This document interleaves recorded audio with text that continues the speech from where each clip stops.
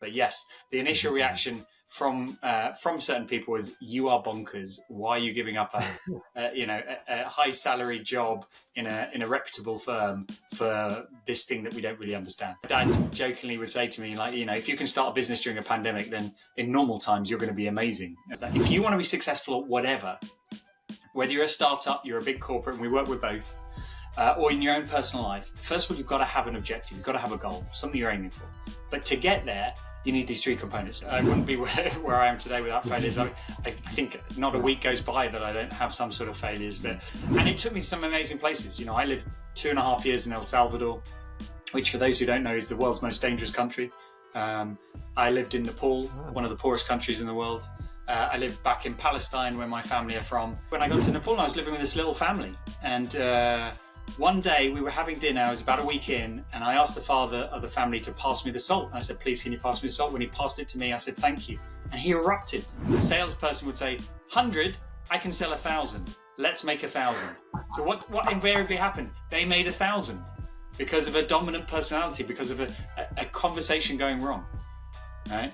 So it never fails to surprise me how people leap to technological solutions and all these overcomplicated solutions when sometimes it's just a good old-fashioned conversation that needs to be fixed. I find it very hard to be completely in a conversation without sitting above the conversation as well. Once you become aware of this, you start studying and observing the kids at the same time you're talking. And you're being in and absorbing different cultures and having to reframe your own approach to life is very powerful. When I talk about the ability to read a room and flex, I am much better at now from having to be forced to flex in these different cultures where people operate in a different way to how you were raised, and it really throws you off your axes.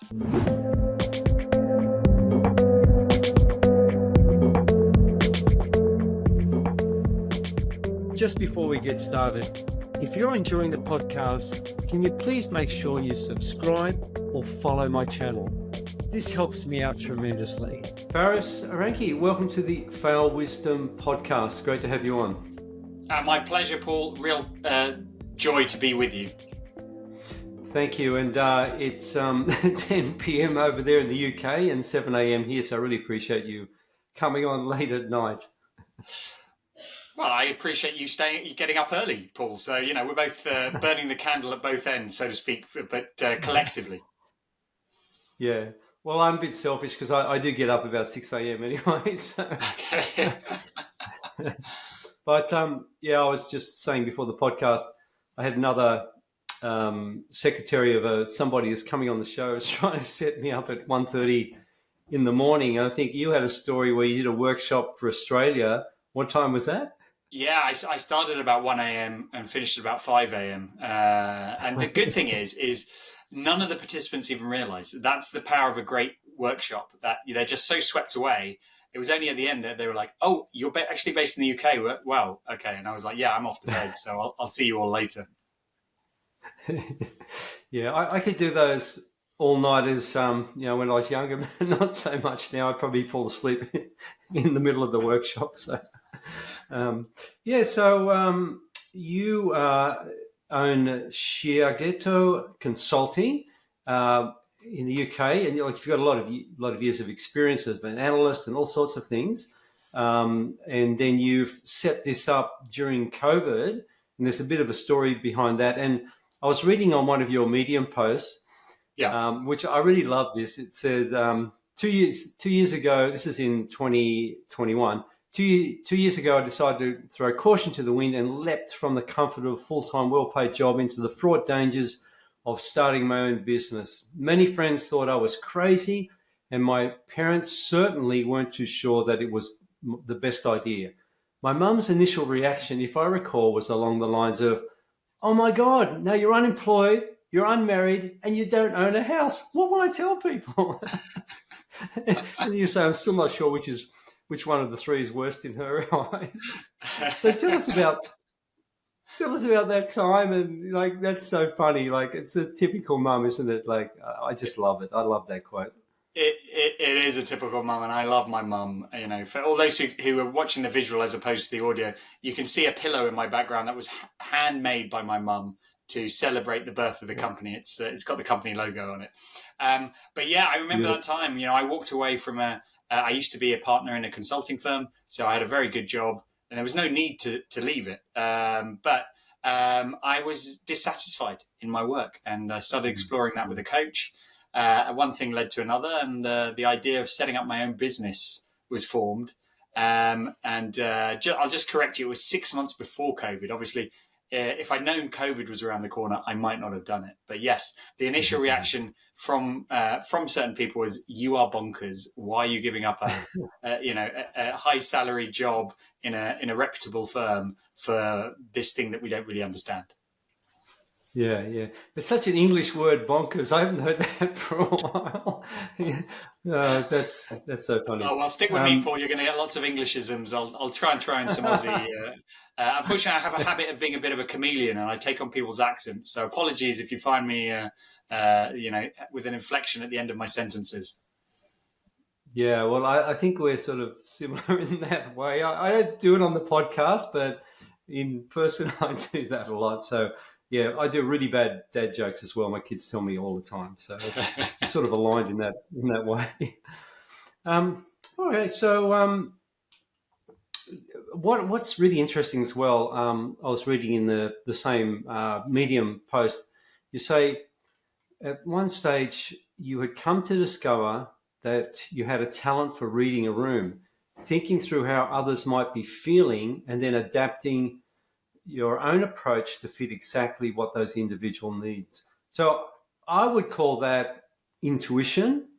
And also feeling people. I'm more of a feeling person as well. Like I'm not a tech guy or detail person at all. Unfortunately, when people talk too much detail, I'm like, oh god, okay, it's too much.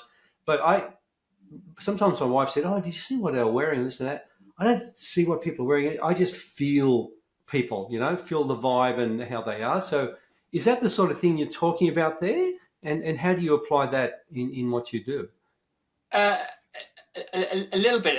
I mean, I must admit, I'm more an analytical person. I grew up as a science student, mathematician, and then I sort of embraced sort of social sciences. My first career, Paul, was as a school teacher. I used to teach math and economics to kids around the world.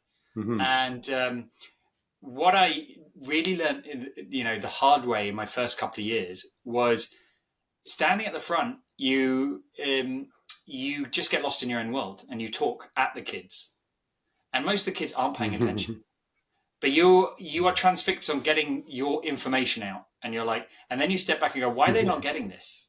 And really, what this is what I really mean is, once you become aware of this, you start studying and observing the kids at the same time you're talking. And you're seeing, one of them doodling, one of them sort of tapping a pen, one of them sort of kicking another one, right? And you realize, and you're trying to work out what is each emotion that kid's going through, right? Boredom, right? Insecurity, right? And so, as the person at the front, thinking, how do I factor that in to me trying to get them to learn something? What can I do to sort of acknowledge that or sort of accommodate it? And because just talking louder is not going to be the difference. It was a really pivotal thing an old boss said to me once, which was, they're 10 years old. Do not expect them to adapt. You're the adult. You should be adapting on their behalf, right? Yeah. And so it was this, actually, they're giving me extra information. I should be using that in trying to get across my message. And that's the same thing I do today. In a room, any room, people are giving you signals as to how they're feeling. They're yawning. They're looking at their watch. You should be doing something with that information. And this is why I think it's a little bit different to just being a feeler. I do apply a bit of logic to it, but I've reached a point that I find it very hard to be completely in a conversation without sitting above the conversation as well, if that makes sense. Yeah, tell us more about that, sitting above the conversation. So, a classic example is I'll be out for dinner with somebody and I can't help but observe what's happening all around the room, like some sort of detective, while also being in the conversation. I'll be able to tell them what's happening with that couple sat to the right of us, what sort of emotions or how people are feeling and what's going on, what's the dynamic at that table two rows back, while still being able to have the conversation. And people find it really bonkers. And in fact, my closest loved ones can spot it when I go into that sort of pattern. But that's what's really powerful about really sensing what's happening in a room. And then the second part is that ability to flex. Does that come from your role as a crime analyst at the British Transport Police? I think it's a combination of all the things that, my career, my upbringing, it's hard to pinpoint it on one thing. I mean, certainly my time in the police, actually I was, I wasn't dealing face to face, or I wasn't the first responder to any crime, so I wasn't having to deal in the moment with victims. But later on in the system is where, as a civilian support, that we were interacting. So obviously there is still an element of that, but not the rawness of when something has happened immediately. So you've got an interesting background. So starting your own business is really challenging, and especially in the midst of a pandemic. So what were some of the biggest challenges you faced, and how did you overcome those? Yeah, I mean, the pandemic definitely didn't help, right? And as my dad jokingly would say to me, like, if you can start a business during a pandemic, then in normal times you're going to be amazing business, right? So,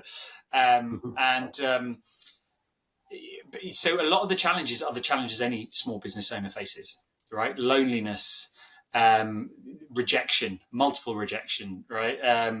The sort of freedom, but also the overwhelmingness of having to decide. Nobody's telling you what to do every day, right? You are left to your own devices, and if you're not a proactive person and you don't have a sort of plan, you could easily fritter away hours. So all these challenges, but the flip side is there's lots of positives, right? Everything is down to you. So when you win, it feels amazing, much better than when you had a boss and you won. So definitely those were some of the big challenges that they faced. And the thing about COVID is it just accentuated all of them. It magnified them all. The loneliness, you were even lonelier because you couldn't physically see anyone. The rejection, it hit harder because I had 7 months of no work, for example. Yeah, that's a long time to be without work, and loneliness is huge. It's one of the biggest killers, they say, and of course that's all been multiplied during COVID. And as a founder as well, or entrepreneur like yourself, working alone. A lot of them work alone, and you can feel that sort of loneliness, and you don't really have that support around you. And then on top of that, you've got the rejections happening because you're trying to, promote what you're doing, and, you get lots of rejections. So that it can be really difficult. And I always recommend people to do what I did, which is work out of some space with other either entrepreneurs or startup founders. Like I worked out of an incubator, just, having people around that can, you can talk to, and you can run feedback. You can talk about different problems. And I always found, like in the startup space, talking to other founders is the best way to solve problems and talk things out, even more than mentors or training and all that sort of thing. I found that was because they're in the space as well and they're going through the same thing. And plus, you get that support as well. Even though I'm not in that space anymore, I still go and visit some of my good friends, other founders that I've met there. Loneliness and rejection, and like you said, having to decide as well. If you work for somebody else, everything's you got to do this. It's your job. This is your description. But in this, you might think, I don't feel like doing anything today. But like usually, as a startup founder, is like, oh God, I got so much to do. What will I do first? So it's more about organizing that. And I know you do a lot of that sort of work with people as well. So can you tell us, like, if you go into, let's say if you were going to go into, I don't know if you work with startups, but if you're going to go into a startup where the environment there, it's like, let's say a new startup, and pretty chaotic and things are changing day to day, hour to hour, minute to minute, all the time. What sort of advice and help would you be giving those founders and those businesses? Yeah, great question, Paul. And let me just put it in context for your listeners so they kind of understand what Sheogito is about, right? Sheogito is founded on an equation, right, which says success equals IQ times EQ times FQ, right? And this is a distillation of the 20 years of working with different companies in different industries that I came to realize that if you want to be successful at whatever, whether you're a startup, you're a big corporate, and we work with both, or in your own personal life, first of all, you've got to have an objective. You've got to have a goal, something you're aiming for. But to get there, you need these three components. First bit is strategic IQ. You need to come up with the best answer, the best strategy, how to get you there. All right. And the best strategy is not the first strategy, right? Where we go in and help startups or companies is explore that. Explore all the options available to you before making the right choice and then testing it before you put any money or excessive money. That's the IQ pillar. Have the best idea, make sure it's tested, tried, right? But that's not enough because an idea is just a piece of paper. So this is where the EQ column comes in. Yeah. You need the emotional intelligence to be able to take others on the journey with you, right? And that's where the flexing the style, the reading the room is really important because if they're not on board, yeah, and that could be your employees, that could be your customers, that could be your shareholders, then it's going to be really struggle to implement that strategy. But then that's still not enough. You cannot have, a great idea, people on board. That's not enough. You need the focus. That's the FQ, the focus quotient, right? You need to set up your company to be focused on delivering what you said is important. Now, that's particularly where we come and help startups. They have so many ideas, so many things they need to achieve. It's going back to your thing about, a startup founder has infinite things. We really help them see the wood from the tree. What are the 3 activities you should be prioritizing? How do you communicate that to your team so they're clear? Let's do this. This is where, if I only had an extra hour of the day, this is what I do. How do you remove barriers from those 3 activities so that they can do it as smoothly as possible? Right? Those are the key things that we tend to do. Whereas in big corporates, we perhaps do more EQ work because they have big cultural challenges. Certainly in startups where the culture is often amazing, it is that help with the FQ. Mm-hmm. Yeah, it's interesting. There's a book, I don't know if I'm getting the title right, but it's like the seven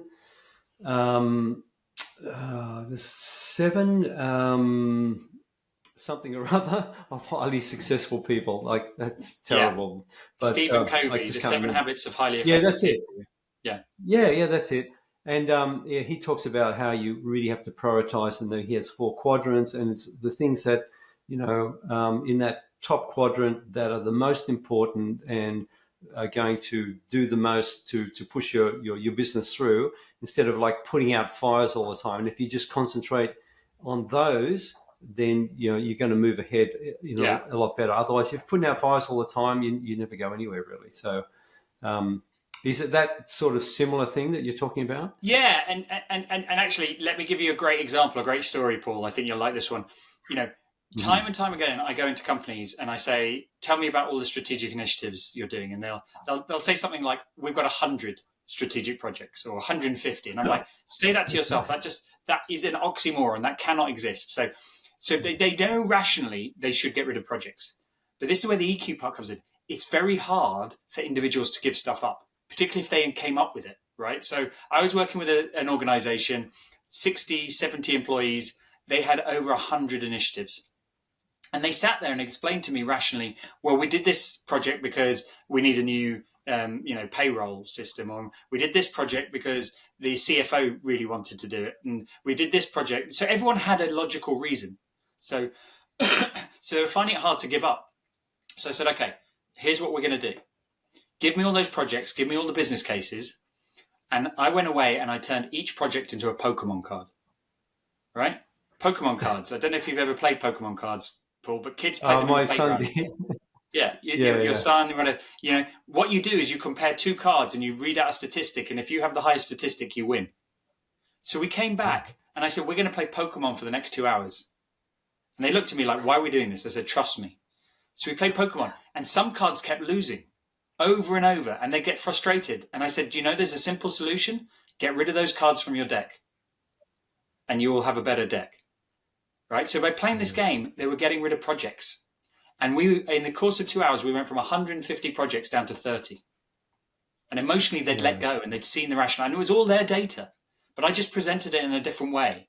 And do you know what? Coming out, that helped the company massively. They knew just these 30 things we need to do in the next year, right? Not the 150, not the stretch everybody, right? So that's the kind of thing that I do. And that's the kind of innovative way that we approach overcoming the emotional barrier that hold people back from, we all know rationally what we should do. We just don't do it. Yeah. Yeah, that's really interesting, and it's a great story, and I love like the use of Pokemon cards. That's very innovative in itself, which is it's great, and people love to have a bit of fun as well, and they learn that way. I think that's awesome. So, do you have any other stories of because this show is about failures and the wisdom we learn from that, and we all have them, and we all have all these obstacles and failures. Any other businesses that you've worked with that have had massive fails, and maybe you've gone in and helped them, and then you can any stories you can tell us like that? Yeah. Let me tell you about a manufacturing company that I worked with, and they began to discover that they were having a massive, they were exceeding their budget in warehousing, right? And this kept creeping up year on year. And so they started to assess this, and they're like, why are we producing too much product, and why are we having to pay to extra warehousing for it? And they initially thought it was a forecasting problem. So they invested, millions of dollars getting a new model to forecast how many of each product. So let's say how many bottles of shampoo they should make each month, how many bars of soap, and that didn't fix the problem. But they'd spent tens of millions of dollars. They then brought in a second company to update all their process. They said it must be a process problem. There must be something wrong with our processes. So this company spent over a year re-engineering all the processes, still didn't fix it. And I was having a casual coffee with the head of supply chain who explained this to me, and he's a friend. And I said, once he'd explained what happened every month, I said, I think you've got a human problem, an EQ problem. And let me explain to you what I discovered when I walked into that company. The amount of stock that they made each month hinged on one conversation between two departments at the end of each month. The supply chain team, who were very analytical, would model the number. So let's say they came up with a number, we need to make 100. They would then meet with the sales team, very extrovert, very dominant characters. When they explained the 100 number, the salesperson would say, 100, I can sell 1,000. Let's make 1,000. So what invariably happened? They made 1,000 because of a dominant personality, because of a conversation going wrong. I said, I can fix that. Give me 3 months. And I trained the supply chain team how to have a better quality of conversation, how they could walk into that room and present the information in a way that the sales guy would get it, right? And not be blown away.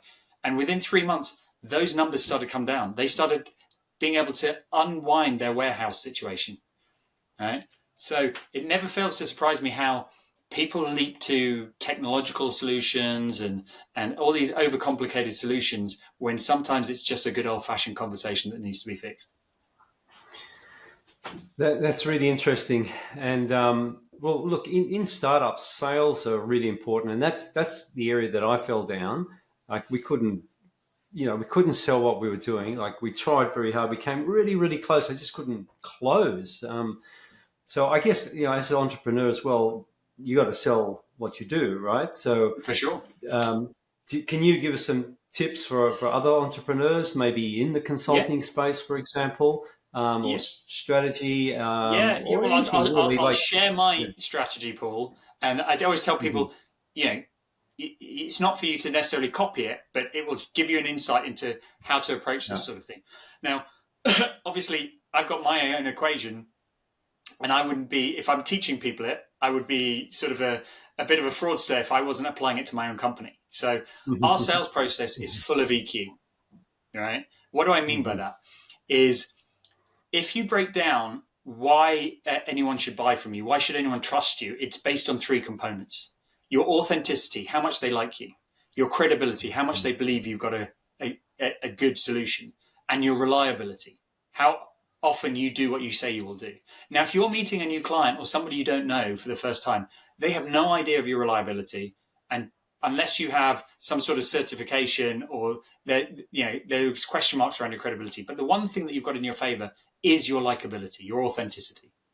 Right? Mm-hmm. So my approach to sales when I looked at this was, do you know what? I'm only going to target people who already know me. I've already got something in the bank on the authenticity, on the likability. So my strategy is every day I reach out to 30 of those people. And it may be 10 years since I last spoke to them or 15. Right? I reach out to them very warmly. In fact, I use voice notes to do that. And if I send 30 voice notes, 20 people will always reply. And if 20 people reply, 10 will agree to meet me for coffee. Right? And if I have 10 coffees, one of those people will become a client at some point in the next year. Right? And I repeat that every day because I enjoy that. And it is not about me selling anything. It is about me reconnecting with somebody I lost touch with, listening warmly, applying lots of EQ, then saying, well, actually, I have a solution that I did somewhere else. You want to hear about it? And, and it doesn't necessarily lead to a sale there and then, because the second part of the approach is to stay in their eye line. So, Paul, you've read some of my Medium blogs. The reason I blog every week is I enjoy it, but also it's a way to stay in people's minds, it's a frame of reference.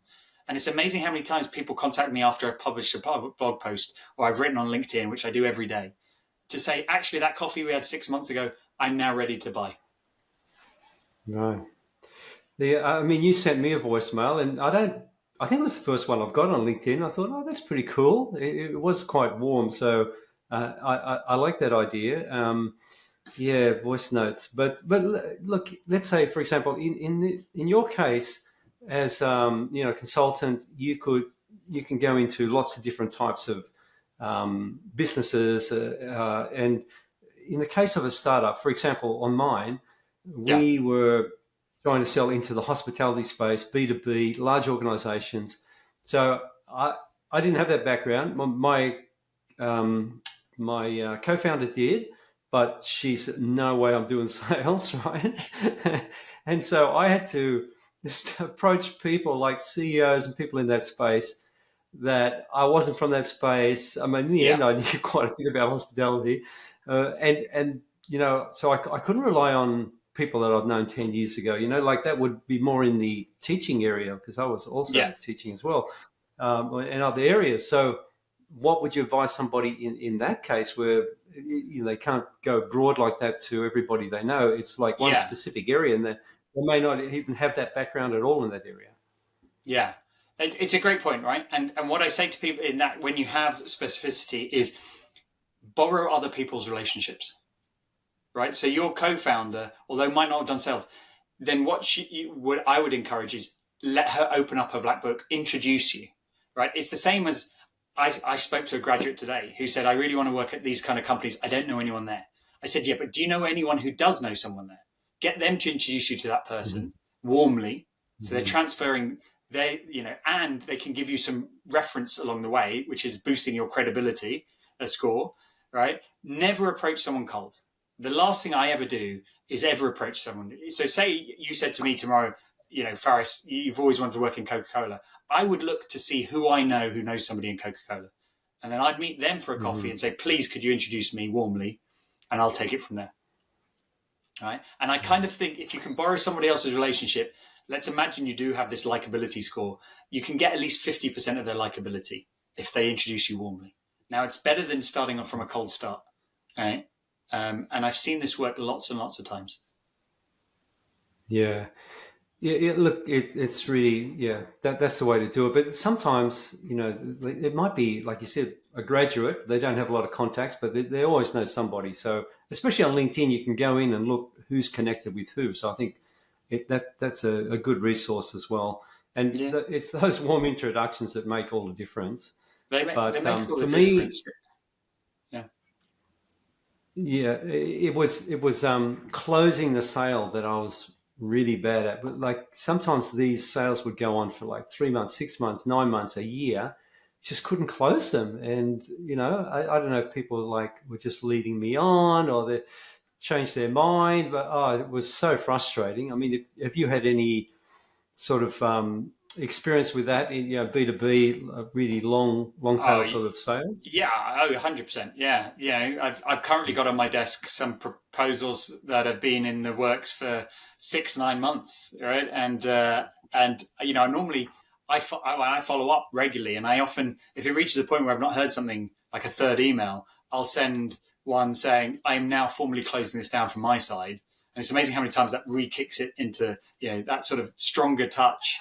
Um, and and yeah, I mean, sometimes people disappear. You talked about some of the challenges. There is massive amounts of ghosting, right? People don't talk about this enough. Where you're not just ghosting off after a coffee, where they've asked for a formal proposal or tender, and then you never hear from them, and it's totally bonkers. And this happened to me once. I mapped out a project for a client and never heard from them, and I kept emailing the guy for weeks, nothing, and then 2 years later, he contacted me. And I said, oh, well, nice to hear from you, a bit sarcastically. I said, what happened? He said, I'll be open and honest with you, Faris. We tried doing what you mapped out quite nicely in your thing. We tried doing it ourselves. I said, how did that go for you? He went, it didn't work. So I'm now cap in hand to see if you'll help us. I said, I will, but I'm going to charge you more now for, basically dicking me about. And that's why I give away ideas freely, because nobody can ever 100% duplicate you, particularly in the work I do, which is all about EQ.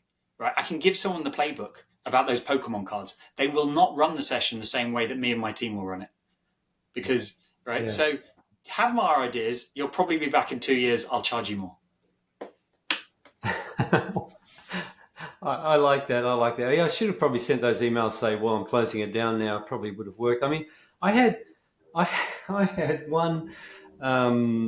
Clients, the CEO of a large training organization, and he just led me on because he was saying, yeah, no, we're ready to go. We just need another week. Oh, look, I'm busy this week. And this just kept going on for months and months. So, no, definitely going to do it. But it just kept dragging on and on and on. And then another training organization, and they were like, yeah, no, we're ready to go. Let's do this, and then ghosted as well.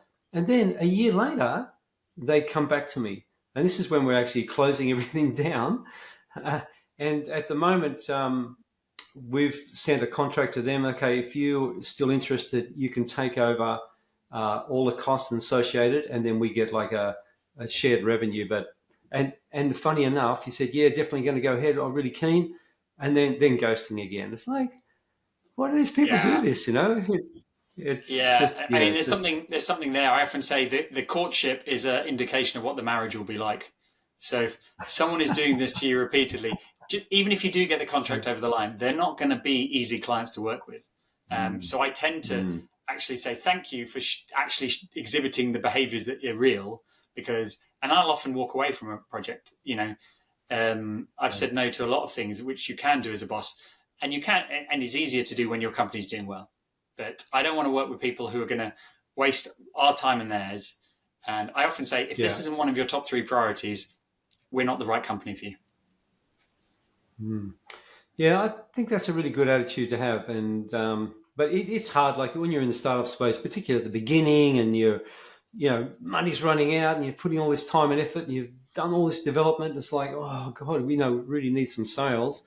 It's hard to think, you're not right for me, but in the end of the day, you probably waste a whole lot of time with that, with those sort of clients anyway, and you'd be better to use your time, targeting others, I guess. It's easy to, it's easy to confuse yourself or kid yourself. And I find that very common when people have few leads. They over-index towards each, and that's partly why I follow my strategy of every day reaching out to 30 new people. Because it doesn't matter if one doesn't work. I've got all those others, and that's why I have 10 proposals out at the moment. Because, some will never come to fruition, and that's okay. Yeah, and obviously, if you're doing that 30 a day, and then you might get one from that, which is great, and it is a good statistic. Like I don't know, 5%, whatever, and that's pretty good in sales. But how do you cope with those rejections, like in the early days and now? And what advice can you give to others? Because I found that extremely difficult. All the rejections, you're like, oh, you take it personally, especially if it's something Yeah, you really think would be great. It's like almost like you're stabbed or something, you know? yeah. Well, it's reframing in your head is the single biggest thing. I don't see any of those. I see them first as a coffee and a catch up. Oh my God, what is Paul doing? I haven't spoken to him in 8 years, right? And so I tick the objective of I've walked away from half an hour. I now know what Paul's doing. It was fascinating.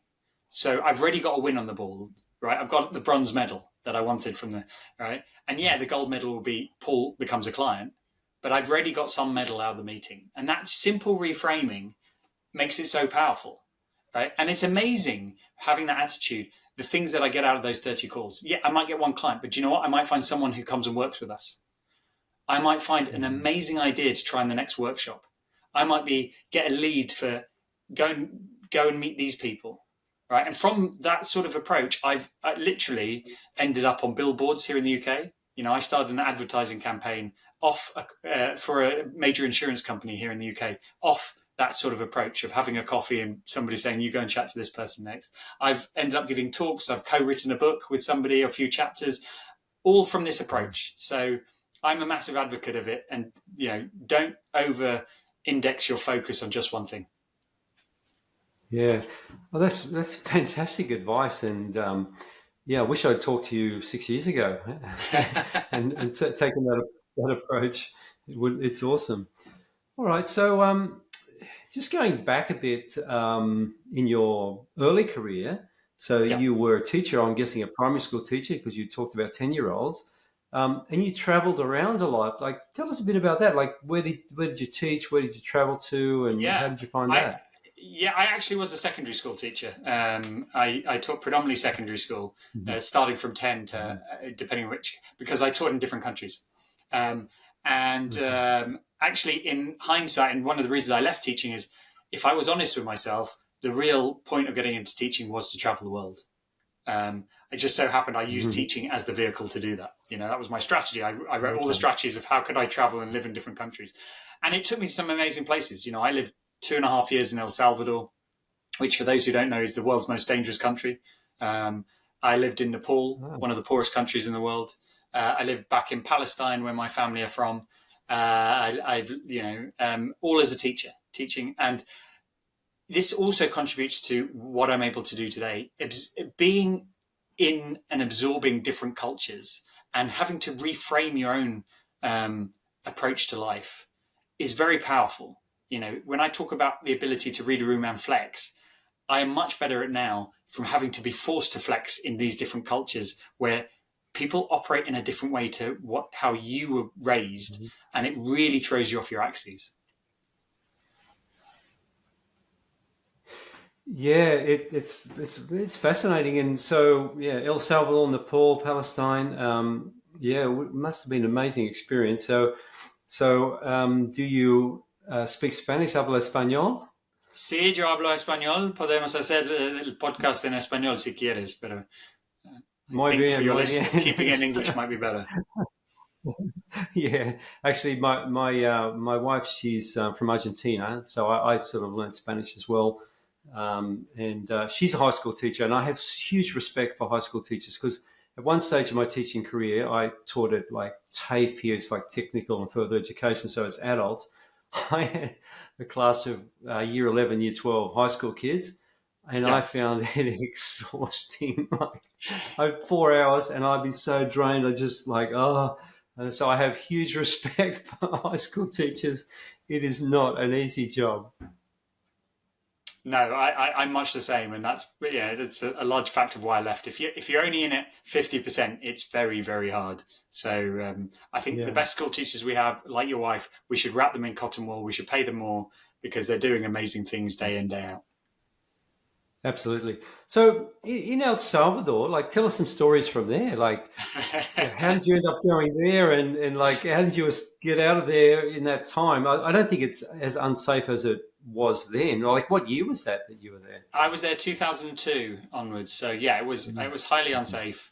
Let's put it this way: kidnapping was the highest form of income in the country in the years I was there, and I often tell this little story. The day I started at the school, I think there was 5 or 6 new teachers, and the headmaster gave us his pep talk, welcome to the school, which included the famous line that I always repeat. He says, I've got some good news and some bad news for you.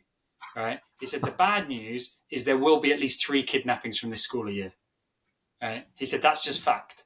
The good news is it won't be you, because you're not worth enough. I don't pay you enough. It's the kids. Right? And he was true. He was spot on. In the years I was there, we had at least 3 kidnappings a year. They would come and just grab the kids from the school at gunpoint. They'd take them, ransom them, until the parents paid. You know, it was just a way to transfer money from rich people to poorer people. Is how people viewed it in that society. Yeah, it's amazing how casual they were about it. It's just like, I guess that's just the way they lived, unfortunately. I know also Colombia's there's a huge amount of kidnappings as well. But yeah, it'd be quite scary. But wow, that is an amazing pep talk. That's and what about Nepal? Like, what was your experience there? Any stories from there? Oh, loads of stories from Nepal. So Nepal for me was probably the most impactful year of my life. I could do a whole series of podcasts about it because we were in little villages. We were placed in places where in the village I was with, so you were paired for your own sort of mental health. So you had another foreigner with you. But we were the first white people they'd ever seen. So for the first 3-4 months, people would queue outside our little room to see us in the morning and touch our white skin and point our belly because, you know, as I was often told, you're the fattest and tallest man I've ever met. So they were just fascinated by us, right? And they didn't speak any English, so we had to learn Nepali, and just their way of life. You know, I talked about really reframing how I looked at everything in life. A lot of it was down to Nepal. You know, their attitude on sort of ownership of possessions, on expectations out of their life was so vastly different from what we have in the West that it made me really think about the choices and the decisions I made on a daily basis. It's a really good example. I think when I went to the Philippines, I had a similar experience as well, and it just does make you relook at your own values and the way you look at life, and I think appreciate and grateful for what we have as well. So yeah, totally. Well, and one story I often tell from that time about where I really learned about flexibility was a simple story about please and thank yous, right, Paul? Now, in Australia, I'm sure it's very similar to the UK. I do know, I've been to Australia. You know, you're taught as a child to say please and thank you to everybody, all right? So that's what I did when I got to Nepal. I was living with this little family. And one day we were having dinner. I was about a week in, and I asked the father of the family to pass me the salt. And I said, please, can you pass me the salt? When he passed it to me, I said, thank you. And he erupted. He flew into a rage. And I couldn't understand it. And it said, what's wrong? And he said, will you stop saying please and thank you? Right? And I said, that's okay. In my head, I said, this is weird. I said, can you explain why? And he said, in our culture, you say please and thank you if somebody does something notable, like save your life. He said, somebody passing the salt is what a human being should do. And you saying please and thank you implies that I am a shitty human being who wouldn't do that. You are actually insulting me by saying please and thank you. And this just blew my mind, right? Never looked at it that way, right? And so for the rest of that year, I stopped saying please and thank you. It took a lot of retraining of my brain. And to the point that when I came back to the UK, people said, well, you're rude. You don't say please and thank you. I was like, well, hang on a minute. I've got to reprogram back the other way now.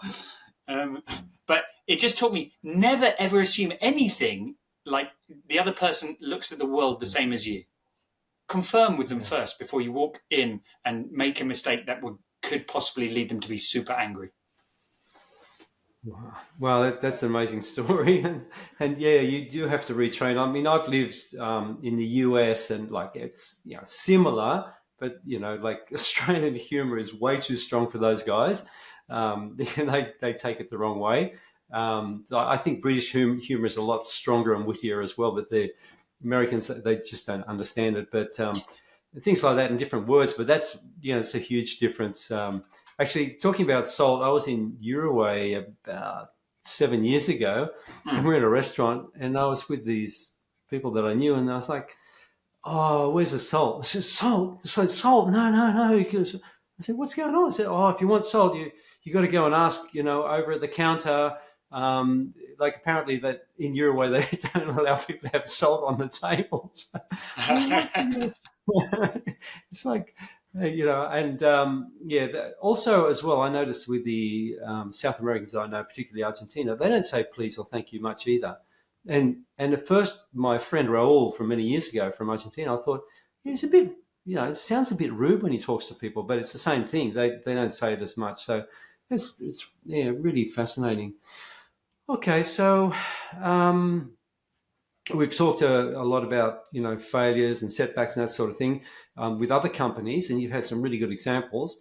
But what about yourself? Can you share a failure or setback that you've experienced on your journey, and what you learned from it and how you overcame it? Oh, loads, right? I wouldn't be where I am today without failures. I think not a week goes by that I don't have some sort of failures. But that's life. Certainly some of the ones from early on in my career have been really pivotal. A good example is building on the speaking Spanish. So I learned Spanish in El Salvador. Now, I then went on subsequently to work for a giant global organization, EY, in their London office. And I said to them, look, I speak Spanish. Could I get a transfer to Spain to do this job in Spain? And they said, well, we're going to test your Spanish. So they had me do a test with the lady in HR. And I passed it because we were just talking about my hobbies, my weekend. She never tested my business Spanish, right? So I, all confident, got a year transfer out to Madrid. On day one, they sent me out to a client and I had to give a presentation that someone else had prepared, a 2-hour presentation. I opened the first slide. I didn't know half the words on the slide because it was all in business Spanish about macroeconomic terms. And I foolishly tried to bluff my way through, right? Stand up there and try and get through it for 2 hours. But I was fooling nobody. The client immediately cut me off and turned to my boss and said in Spanish, who is this joker? I'm paying, 5,000 euros a day for him. He can barely speak my language. A very humbling thing to hear said about you. But she was spot on. I bluffed my way a little too far. And my boss, the partner out there, was not a happy man. He said, you assaulted me as having Spanish. I've got you for a year. He said, I don't care what you do. You've got 2 weeks to sort this out, improve. Right? And it wasn't open to debate. So the next 2 weeks, I studied intensively. I seconded, the junior guy in the office who spoke the best English, and he just sat with me for hours, teaching me words, correcting my slides. But what a massive learning. Wow. I actually, because I'm used to the South American Spanish, or some call it Castellano, then when I hear people from Spain speaking, the accent is so different. I actually find it really hard to understand them as well. So even between countries, it can be really difficult, that's a fascinating story. Okay, so like in your experience, what's one commonly accepted piece of advice for entrepreneurs you believe is actually misleading or incorrect, and how do you approach this differently? Oh, that's a great question. I think a common piece of advice, and you actually see sort of you see some debate about this, about how hard you have to work, how much you have to fail. I think people don't believe me, but I say to them, I work less now as an entrepreneur than when I did working for a big corporate. Now, I was in professional services, and there you are. Perfection is demanded of you. So you often sit in the office till 2 a.m., 3 a.m., fixing a slide, fixing a document to get perfect language, perfect, formatting. And the thing is, you step away and you realize that doesn't matter in the startup world. You are not being paid. You're not being judged on that. You're being paid to show you can solve a problem, right? To make some inroads. And it was really hard for me to lose those perfection levels, but it meant that I could work a lot less and still be successful. So the kind of Elon Musk's sort of, you need to be in the office till 6 a.m., you need to sleep in the office, I think is the kind of misadvice given to founders, or a self-belief. Sometimes it's not advice. Many founders are insecure overachievers, right? So they push themselves without ever validating the hypothesis. Yeah, and look, I'm right on point with you on this as well, because there's actually research out there that companies where the employees work 4 days a week are more productive than those that work 5 days a week. And I remember once I went to a startup talk. These guys were talking to a lot of young startup founders, and they were saying, if you want to make it, you have to work 18 hours a day, 7 days a week. And I'm thinking, that is such toxic advice. Like, these guys are going to burn out 100%.